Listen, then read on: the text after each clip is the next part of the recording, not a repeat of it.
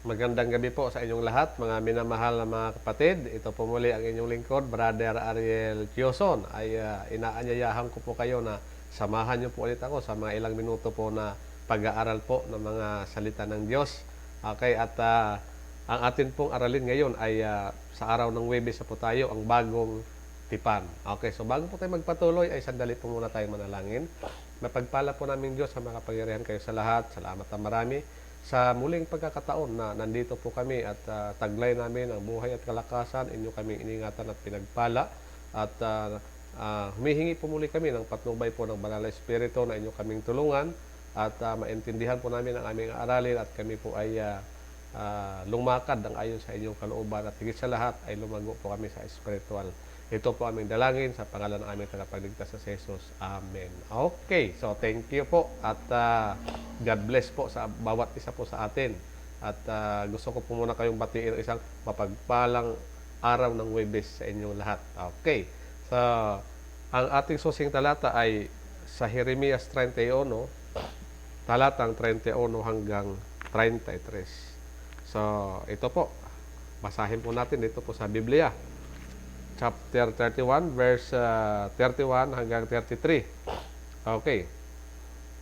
Sabi po, narito ang mga araw ay dumarating, sabi ng Panginoon, na ako'y gagawa ng panibagong tipan sa sambahayan ng Israel at sa sambahayan ng Huda. Hindi katulad ng tipan na ginawa ko sa kanilang mga ninuno nang kunin ko sila sa pamamagitan ng kamay nung ilabas sila sa lupain ng Ehipto. Ang aking tipan na kanilang sinira, bagaman ako'y asawa sa kanila, sabi ng Panginoon. Okay. Excuse me. Okay. Atake ng allergy. 33. Ngunit ito ang tipan na aking gagawin sa sambahayan ng Israel. Pagkatapos ng mga araw na iyon, sabi ng Panginoon, ilalagay ko ang aking kautusan sa kanilang kalooban at aking isusulat iyon sa kanilang mga puso at ako'y magiging kanilang Diyos at sila'y magiging aking bayan. Okay, so diretso na po tayo.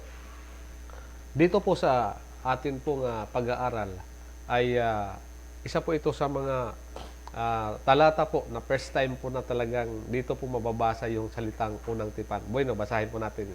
Okay. Sa talatang ito ay unang binabanggit ng lumang tipan ang tinutukoy na alin. Ito po yung tinatawag, sinabi ko, bagong tipan. Okay? Kaya hindi po binanggit yung bagong tipan sa panahon po ng bagong tipan. Yung salitang bagong tipan ay binanggit po panahon pa po ng lumang tipan. Okay. Ito'y nananatili ayon sa konteksto ng pagbabalik ng Israel mula saan? Sa pagkatapon. Ibig sabihin, after the Babylonian exile po ito, mga kaibigan. At ito'y nagsasalita tungkol sa pagpapalang tatanggapin nila sa Diyos. So pagkatapos na sila'y mabihag sa Babylonia, ito po'y binanggit ng Diyos na ito po'y gagawin ng Diyos sa kanila. Sila ay tatanggap po ng pagpapala. Muli, tulad sa iba pang mga pagkakataon, ang Diyos ang nagpapasimula ng tipan at ang Diyos din ang nagsasakutuparan nito sa pamamagitan ng kanyang biyaya. So ano yung biyaya? Okay, so ano ba yung grace? Ang biyaya po ay ibig sabihin, lalo na po sa panahong Kristiyano, ay ito po ay libre, walang bayad. Ito po yung kaawaan ng Diyos. Free gift of salvation. Lagi po ang Diyos ang nag-move. Siya po ang nag-first move. Lagi ang Panginoon. Nakakalimot ang Israel, tumatalikod, nagkakasala, ngunit paulit-ulit ang Panginoong Diyos na gumagawa ng kaparaanan para maipanumbalik ang kanyang bayan. So, ganoon po kabuti ang Diyos. Okay. So, ang sabi po sa atin dito, siya pa rin ang gumagawa nito sa ayon sa kanyang biyaya. At pansinin din ang sabi. Pansinin din ang wika noon. Tinukoy ng Diyos ang kanyang sarili bilang asawang lalaki sa kanila. So, doon po sa binasa nating talata, di ba? Sabi niya, ako'y asawang lalaki. Kaya maganda po kaya lagi kong hinahalimbawa po dito sa pakikipagrelasyon ng Diyos sa kanyang bayan. Kahit po sa atin, sa panahon po natin ngayon, dahil tayo na po ang inaari ng Diyos na bayan niya. Tayong mga Kristiyano, di ba? Okay. Sa kanyang pagrelasyon ay lagi pong inahalin tulad, pinakamalapit po na paghahalin tulad o paghahambing sa relasyon po na gusto ng Diyos sa kanyang bayan ay yung relasyon po ng asawang lalaki at ng asawang babae. Laging ang papel dito ay husband. ang ating Panginoong Hesukristo, ang ating Panginoong Diyos. Kaya sabi, pansinin ang wika roon, tinukoy ng Diyos ang kanyang sarili bilang asawang lalaki sa kanila. Nagsalita siya tungkol saan? Sa pagsulat ng kaniyang kautusan sa kanilang mga puso at sa paggamit ng wika mula sa tipan ni Abraham. Sinasabi niyang siya'y magiging Diyos nila at sila'y magiging kanyang bayan. Kaya, tulad ng dati, ang tipan ay hindi lamang basta isang kasunduang may legal na bisa gaya ng mga korte ng batas ngayon. Ito'y may kaugnayan sa bagay na mas higit pa. Okay.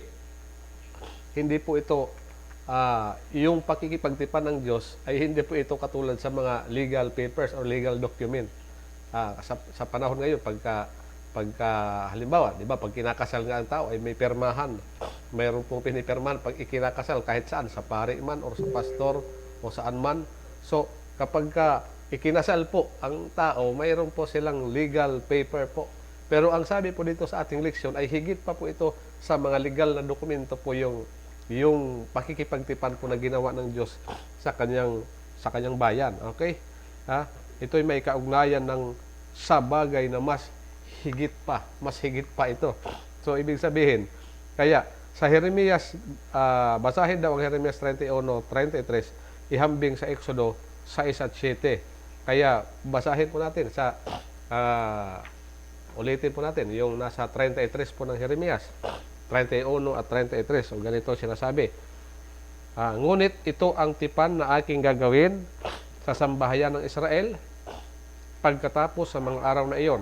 Sabi ng Panginoon, ilalagay ko ang aking kautusan sa kanilang kalooban at aking isusulat iyon sa kanilang mga puso at ako'y magiging kanilang Diyos at sila'y magiging aking bayan. Sa Exodus naman 6:7, ano daw ang kaugnayan po nito? Sa Exodus chapter 6 verse 7. Exodus, okay. Chapter 6 verse 7. So, okay, so ganito po binabanggit po dito po sa Biblia na ang Biblia. Okay. Verse 7. Kayo'y aking aariing aking bayan at ako'y magiging Diyos ninyo at inyong malalaman na ako'y Panginoon ninyong Diyos na nagpalaya sa inyo sa pagpapahirap ng mga Ehipsyo. Okay, so halos ganun pa rin ang sinabi ng Diyos, no? So, napakalaking agwat po nito. Ilang hundreds of years po ito dito sa panahon ng Exodus at sa panahon po ni Jeremiah. Halos po naulit po. Dito po ay pinalaya ng Diyos ang bansang Israel sa pagiging alipin po doon po sa Ehipto. Narinig ng Diyos yung kanilang daing. Kaya naman ay gumawa ang Diyos ang kaparaanan na sa pamamagitan ni Moises na kanyang lingkod at ni Aaron ay ipinadala niya doon sa Ehipto para ito po ay sila po yung maging daan na malaman ni Paraon na gustong ilabas ng Diyos yung kanyang bayan. At nung nangyari nga po ito, ang sabi ng Diyos, ililigtas ko kayo mula sa pag-alipin sa Ehipto at malalaman ninyo na ako ang inyong Diyos. At nalaman naman talaga nila. Nakilala nila na ang Diyos ng Israel ang siyang tunay na Diyos ng mga kapangyarihan sa lahat. At dito na naman po sa panahon po ng pagkabihag po ng bansang Israel at ang Huda, sa panahon po ng Babylonian Empire, after the Babylonian Empire, ay halos the same pa rin po ang sinasabi po sa atin dito. No? Halos parang inuulit. So ano po yung ibig sabihin po nito?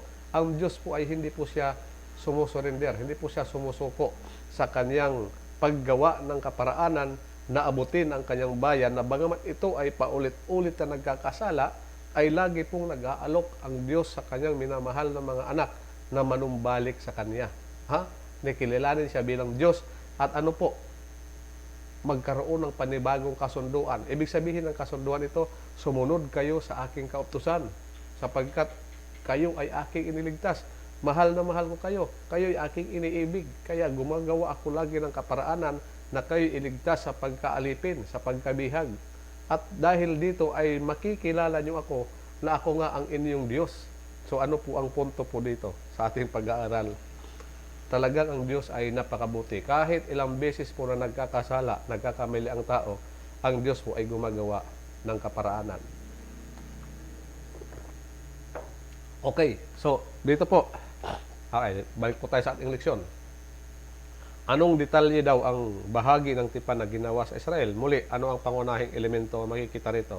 Ano ang gusto ng Diyos sa kanyang bayan? So, ayan po, nasagot na po natin. Ang gusto ng Diyos sa kanyang bayan ay walang iba po kundi manumbalik. Nananawagan po ng paulit-ulit ang Diyos na siya ay kilalanin bilang Diyos na kanilang tagapagligtas. Gusto po ng Diyos na tayo ay dumipindi sa Kanya. At tayo po ay ano? Tayo po ay sumunod ng buong puso sa Kanyang kalooban, sa Kanyang kautusan. So yan po ang ibig sabihin. Ngayon, kapag sabi sa atin dito, sa Jeremias 31, talatang 31 hanggang 34, yung binasa po natin kanina, makikita natin ang mga elemento ng biyaya at pagsunod. So kita po mga kapatid, no? Yung elemento ng biyaya at pagsunod. Bakit biyaya po ito mga kapatid? Yung biyaya po, hindi po umiiral lang po sa panahon po ng bagong tipan. Ang biyaya ng Diyos ay sumasagana na rin po kahit po sa panahon pa po ng lumang tipan. Okay? So yan po mga kapatid, no? Okay. Ang sabi sa atin dito, patatawarin ng Diyos ang kanilang mga kasalanan, which is yun naman talaga yung nabasa natin kina sa mga talata, di ba? Okay. Papasok ang Diyos sa pakikipagrelasyon sa kanila at ipagkakaloob ng Diyos ang kanyang biyaya sa kanilang mga buhay. Or bakit biyaya? Sapagkat yung pagliligtas na ginawa ng Diyos, lagi niyang inuuna na iligtas niya muna yung kanyang bayan, saka siya maglalatag po ng kanyang kasunduan. So, ganun po kabuti ang Diyos. Hindi yung, okay, so sumunod muna kayo bago ko kayo iligtas sa Ehipto. O sumunod kayo bago ko kayo ilabas mula sa pagkaalipin doon sa Babylonia. Hindi naman po ganun eh. Gumagawa muna ang Diyos, inuuna niya muna yung alin? Yung biyaya yun eh. Hindi sila worth na iligtas kung tutuusin. Bakit? Sila po ay nakakalimot sa Diyos. Sila po ay sumuway po sa Panginoong Diyos. Okay, kung iba lang ang Diyos ay sabi, ay di yan ang ngirisi sa inyo. Yan ang karapat dapat lang talaga kayo na magdusa dyan. Hanggat hindi kayo nagbabago, ay hindi kita palalabasin dyan, hindi kita ililigtas. Pero hindi po ganoon ang ginawa ng Diyos. Ang ginagawa po ng Diyos ay ililigtas niya muna ang kanyang bayan na nagkasala, ipapaalala po ng Diyos sa kanya yung kanyang pagkipagtipan, at dito ay inulit po ng Diyos yung kanyang pagkipagtipan. Kaya hindi po bago talaga actually. Ito pa rin po yung dating pagkikipagtipan niya, wala pong nabago dito. Kaya sinabi po na bagong tipan sapagkat ito po yung pakikipagtipan po ang binago. Pero still po nananatili na kung ano ang gusto ng Diyos sa panahon po nila Abraham, sa panahon po nila Moises na inilabas po sa Ehipto sa pagkalipin, same pa rin po ang gusto ng Diyos na mangyari po dito. Sinabi lang po na bagong tipan sapagkat bagong pakikipagtipan po. Pero ang gusto ng Diyos ay the same pa rin. Hindi naman nababago po ang kagustuhan ng Diyos eh. Ang Diyos naman po ay hindi naman nagbabago. Sabi sa Malakias, ako ay Diyos na hindi nagbabago. Sa Hebreo, I am the same yesterday, tomorrow, and forever. So, hindi po nagbabago ang Diyos sa kanyang pakitungo sa tao. Yung kanyang plan of salvation ay hindi rin po nababago. Okay. So, sabi pa po sa atin dito, at ipinagkaloob ng Diyos ang kanyang biyaya sa kanilang mga buhay. Bilang resulta, talagang sumunod sa kanya ang bayan. Hindi sa ilang paulit-ulit at wala sa loob na paraan, kundi dahil lamang nakikilala nila siya, dahil iniibig nila siya, at dahil nais nilang paglingkuran siya. Nakukuha nito ang pinakadiwa ng relasyon sa tipan na hinahangad ng Diyos sa kanyang bayan. Okay, so, ito po ang gusto po ng Diyos sa tao. Okay, i-direkta na po natin yung lesson. Application na po sa buhay po natin yan bilang mga Kristiyano. Ang gusto ng Diyos, kung paano ang gusto ng Diyos sa panahon po dito ni Jeremiah, na kusang loob na susunod ang Diyos dahilan sa nakita ng kanyang bayan na ang Diyos ay Diyos ng mahabagin, Diyos ng kawaan, Diyos na umaapaw ang kanyang biyaya. Gumagawa po ng pagliligtas, gumagawa po ng kaparaanan ng mga daming pagpapala na ibinibigay ang Diyos sa kanila, na sa kabilang banda na hindi naman talaga sila worth it na iligtas ng Diyos, hindi naman sila worth it na bigyan po ng biyaya ng Diyos o pagpakitaan po ng kawan ng Diyos sapagkat sila po ay tumalikod at sila po ay nagkasala. Pero ginawa pa rin ng Diyos na sila ay iligtas, ginawa pa rin ng Diyos na sila ay pagpalain. Kahit hindi po karapat-dapat. Ganon din po tayo mga kapatid sa panahon po natin ngayon. Tayo po ay hindi po karapat-dapat sa pagpapala ng Diyos. Okay, so Marami po tayong nagagawang mga pagkakamali, marami tayong pagkukulang, marami tayong kasalanan. Ngunit ang Diyos ay umaapaw po ang kanyang biyaya. Hanggat marami tayong kasalanan, lalo pong umaapaw naman po ang biyaya ng Diyos, sabi ni Apostol Pablo. Kung saan sumasagana po ang kasalanan, sumasagana rin ang biyaya ng ating Panginoong Diyos. Kaya yung Diyos po noon at ngayon ay hindi po nagbabago. Kung paano po na-persistent ang Diyos sa pananawagan sa kanyang bayan na kayo ay tumalikod sa mga kasalanan, kayo ay lumapit sa akin, kayo ay magpasakop sa akin at sumunod kayo sa akin. Hindi po dahil sa takot, kundi dahil sa nakita mo ang kabutihan ng Diyos, kaya ka susunod. Kaya tayo susunod sa Diyos sapagkat naikintal sa puso't isipan natin na ang Diyos ay napakabuti. Nasa kabila na tayo ay hindi karapat-dapat na tumanggap ng biyaya, mga pagpapala, ay patuloy pa rin po tayo na pinagpapala ng Diyos. At ito po ang dahilan na kinakailangan na makintal at maintindihan po natin kung gaano po kabuti ng Diyos sa ating buhay. Na tayo ngayon ay susunod dahil nakita po natin kung gaano kadakila ang Diyos ang kanyang pag-ibig. Na bagamat hindi tayo karapat-dapat na ibigin, hindi tayo karapat-dapat na pagpalain, ay patuloy pa rin niya tayo na pinagpapala.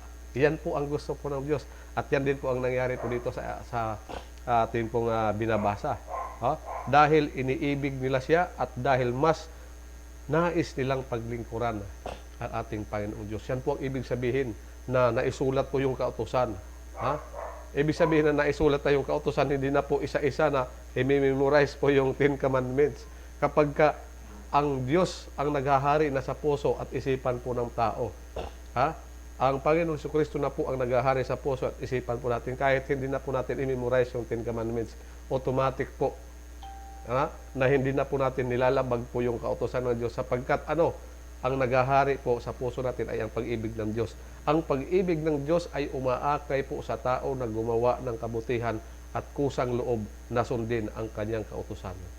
Hindi na yung dinumero, ay hindi ko gagawin ito dahil ito'y labag dito. Hindi po gano'n, no? Hindi na dinumero. Kundi nagiging bahagi na po mismo ng karakter po natin ang kautusan ng Diyos. Hindi na po tayo aware sa kautusan ng Diyos. Kasi kusa na po tayo na gumagalaw, nagsasalita, nag-iisip, kumikilos sang-ayon sa kalooban ng Diyos. So wala na po tayong malalabag na kautusan ng Diyos. Iyon kapag ang puso at isipan po natin ang naghahari na po ay mismo ang ating Panginoong Jesucristo. Siya na po ang nagmamay-ari sa atin.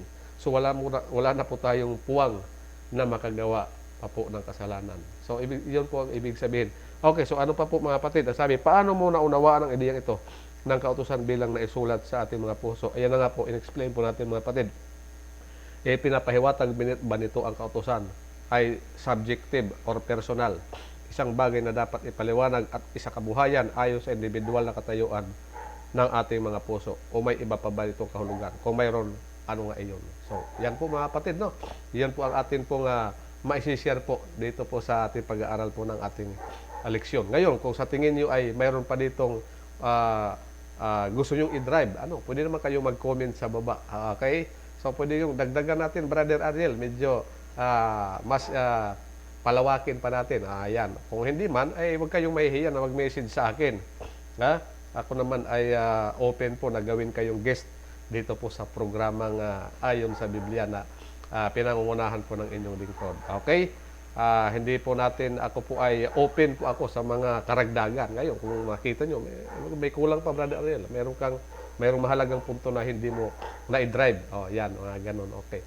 So, pwede kayong mag-comment or mag-message sa akin na nang sa ganun ay sa susunod na pagtalakay ay pwede po natin itong lalo pang palawakin yung ating pag-aaral. Okay, so maraming salamat at pagpalain po ang bawat isa po sa atin. Kita-kita po tayo sa susunod. Pero bago tayo magtapos, tayo po muna ay manalangin.